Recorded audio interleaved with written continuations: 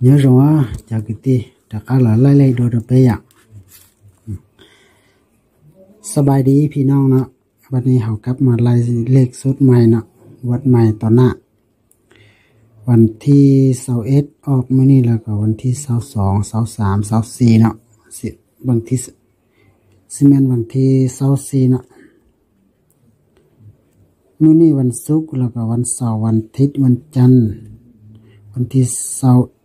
22 23 2424เดือน1ปี2022เนาะวันนี้เรามาไล่งวดต่อไปเนาะเลขตัวที่ออกแม่น53 4 9 2 6เอามาไล่5 + 3 เป็น 8 3 + 4 เป็น 7 9 + 4 เป็น 13 13เขียน4 9 2 เป็น 9 9 2 เป็น 11 11 เป็น 2 6 2 หรือว่า2 6 เป็น 8 8 7 เป็น 15 15เขียน6 7 4 เป็น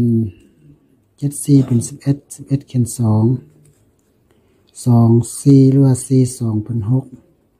นี่เป็น1 2 + 8 เป็น 10เขียน1 6 + 2 เป็น 8 6 + 2 เป็น 8มา6 + 1 เป็น 7วันนี้8 + 8 เป็น 16 16 เป็น 17 เป็น 7 8 + 7 เป็น 15 15เขียน6วันนี้ตัวสุดท้ายออก13 13เขียน4วันนี้ได้4เนาะ4ตัวที่เขาเลือกมาแม่นตัวที่เขาเลือกมาเป็น4 4 6 7เนาะแต่ว่าเขาเอาต่อไปเป็น5 6 7วันนี้4 3 2 1ตัวที่เขาเอาเรียนตัวนี้นี่นะตัวที่ว่าเขาเลือกตัวท้ายนี่อาจจะบอกไก่ว่าตัวท้ายอาจจะบอกไก่เป็นตัวนี้หรือว่าอยู่ตัวนี้เนาะอยู่คงแค่จังพ่นนี้แหละคงแค่จังพ่นนี้แหละตัวท้ายบนนี้เขามาเขียนตัวC ตัว 7แล้วก็ตัว 6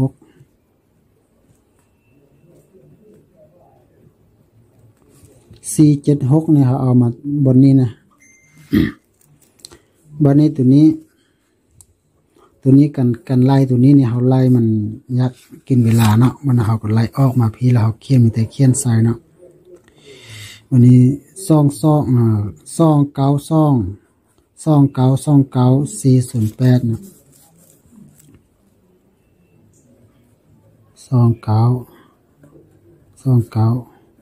408เอา5 งวดตัวนี้บวกมานะได้ตัวนี้คันเจ้าไปบวกก็ได้เขาก็บวกละเอียดแล้วแต่ว่าเวลาเขามาไล่ตัวนี้บวกกันมันจักกินเวลาไล่เนาะบางทีเขาบวกมันลงซ้ำเนาะ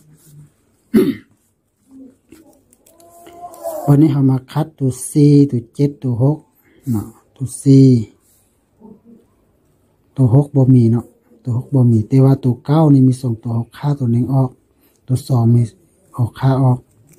เขาได้2908เนาะได้2908มาเขียนซ้ำบนนี้2908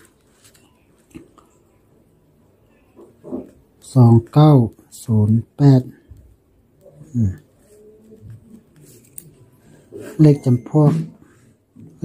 กนี้เนาะที่ว่าเขาสิไปคัดไปซับซ้อนเป็นเลข6ตัวงวดหน้าเนาะ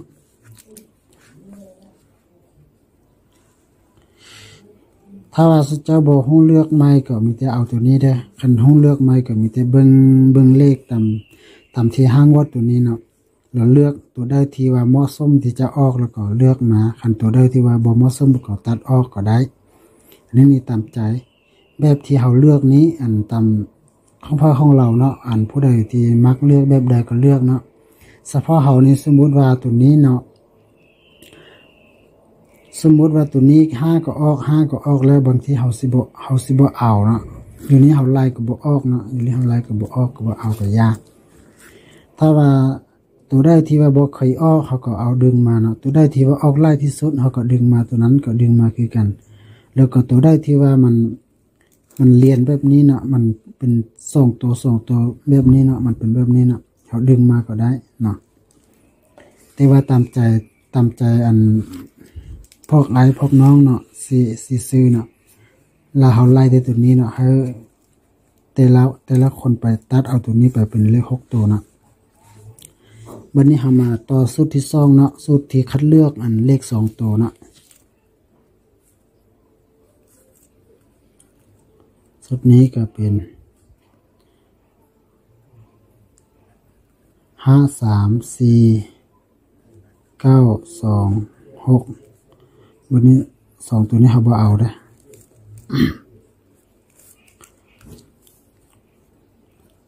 4 บวก 9เป็น13เป็น15บวก6เป็น21มันเลข3มันเลข3บัดนี้9บวก2เป็น11ก็เขียนเลข2เนาะ11ก็เขียนเลข2บัดนี้มาคนให้เลข6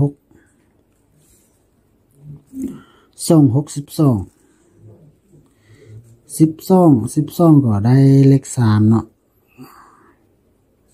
12ก็ได้เลข3บัดนี้3กับ3เนาะบัดนี้3อยู่เทิงกับ3อยู่ลุมกับ3เนาะ3อันนี้ก็เป็น7 8 6ตัวนี้ก็ได้7 8 6คือกัน786วันนี้เรามาไล่เอาแต่เบื้องเดียวก็ได้ตัวนี้เราบ่ขึ้นเลยไปว่าซ้ำกันแล้วเขาบ่ได้ไล่ส่งฝากมันที่ไล่ฝากเดียวก็ได้เอามาจัดเอาเป็น7 8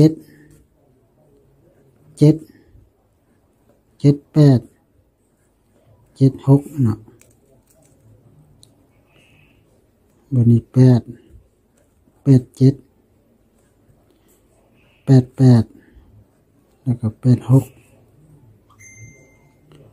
แล้วก็67 68 66เนาะ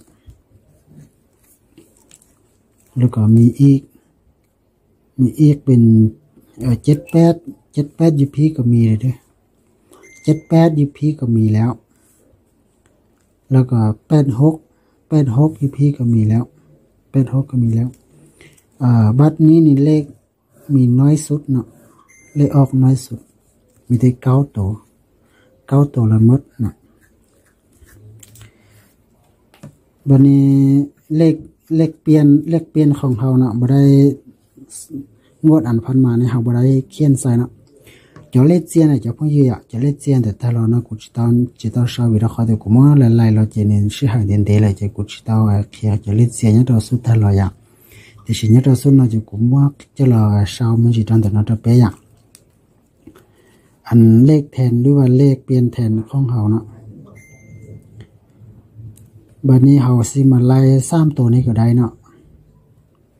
9 2 6เนาะ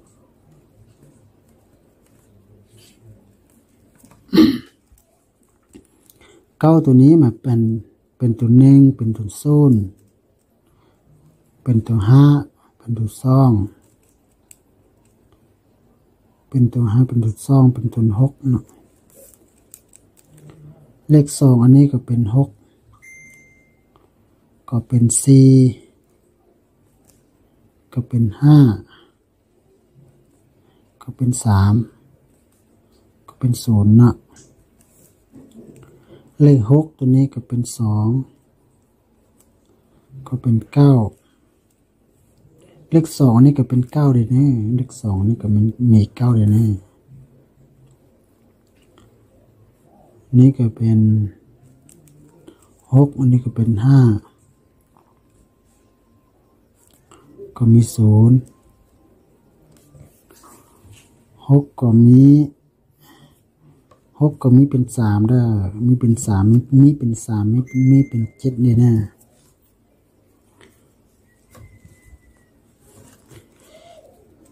แล้วเอาตัวนี้เป็นหลักเอาตัวนี้เป็นหลัก10แล้วเอาตัวนี้เป็นหลักน้อยนะ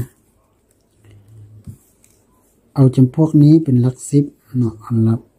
ตัวนี้เป็นหลักน้อยตัวนี้เป็นหลัก10ตัวนี้เป็นหลักห้อย